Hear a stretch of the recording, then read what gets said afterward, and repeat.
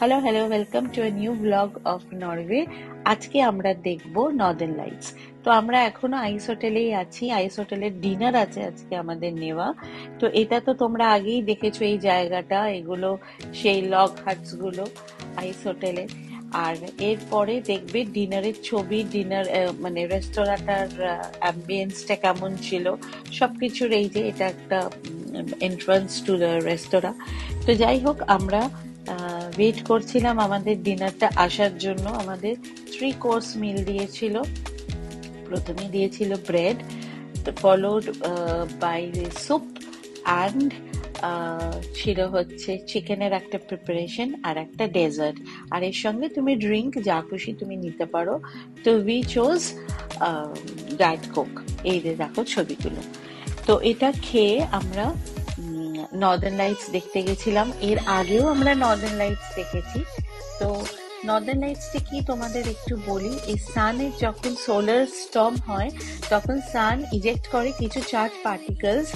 একটা এই charge particles গুলো কোলাইড করে আমাদের আর্থের ওপরে যে ম্যাগনেটিক ফিল্ডটা রয়েছে এই অ্যাটমস এন্ড মলিকিউলস এর সঙ্গে, যেটা হিট করে দেয়। আর হিট করে একটা গ্লো তৈরি হয়। তো এগুলোর অনেক রকম কালার হয়। কিছু কিছু কালার হয় গ্রিন, পিঙ্ক, স্কারলেট কালার। এবার এটা ডিপেন্ড করে যে কোন মানে অক্সিজেনের সঙ্গে কোলাইড করলে একরকম কালার হয়, আবার নাইট্রোজেনের সঙ্গে কোলাইড করলে আরেক রকম কালার হয়। আর নর্দার্ন লাইটস এর বেস্ট প্লেসেস জানো তো কি? Norway, Iceland, Finland, Sweden. মানে তোমার আর্কটিক সার্কেলের ওপরে তুমি যত যাবে তত ভালো তুমি নর্দার্ন লাইটস তুমি দেখতে পাবে। কানাডার ওপর থেকেও দেখা যায়।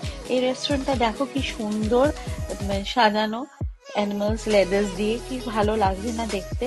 তো এই নর্দার্ন লাইটস দেখতে হাজার হাজার লোক যায় সমস্ত পৃথিবী থেকে। আর এটা দেখা যায় তোমার রাত 11টা থেকে 2টো, মানে সন্ধ্যাবেলাতেও দেখা যায়। কিন্তু এটা মানে ম্যাক্সিমাম দরকার হচ্ছে একদম মানে একদম অন্ধকার মতো দরকার হয়।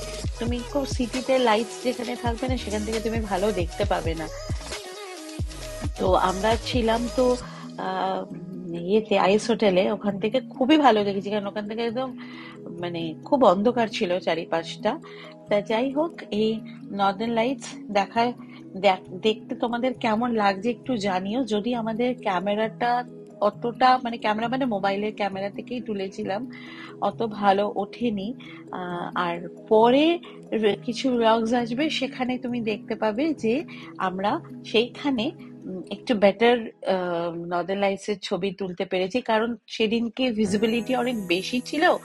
আর তোমার ক্যামেরার একটু টেকনিকটাও আমরা শিখে গেছিলাম যে কিভাবে তুললে একটু ভালো আসবে। যাই হোক, নিজের চোখে প্রথমে বিশ্বাস করতে পারছিলাম যে না, নর্দার্ন লাইটস দেখছি। আর এটা মজার জিনিস জানো তো, যখন নর্দার্ন লাইটস শুরু হচ্ছে তখন না, যখন দেখছি খালি চোখে কিছু দেখতে পাচ্ছি না, কিন্তু ক্যামেরা দিয়ে যখন দেখছি, মোবাইলে ক্যামেরা দিয়ে, তখন আমরা দেখতে পাচ্ছি। খুব মানে অদ্ভুত ব্যাপারটা লাগছিল। আস্তে আস্তে ওটা একটু স্ট্রং হয়, টেক্স টাইম। তো তার জন্য যখন বাকি লোকেরা ওখানে যারা থাকে তারা বলছিল যে উই ক্যান সি, বাট আমরা বুঝতে পারছিলাম না। এগুলো দেখো কিছু still shots around the ice hotel. তো জানিও কেমন লাগছে এই নর্দার্ন লাইটস রিলেটেড খালি তো নয়, নরওয়েটা তোমাদের কেমন লাগছে, আমার কোথায় কোথায় ফ্লস প্লিজ বলো। এই দেখো আমি খুব খুশি হয়ে দেখাচ্ছি ওপরে নর্দার্ন লাইটস। তো যাই হোক, প্লিজ সঙ্গে থেকো, ভালো থেকো, টেক কেয়ার, বাই বাই।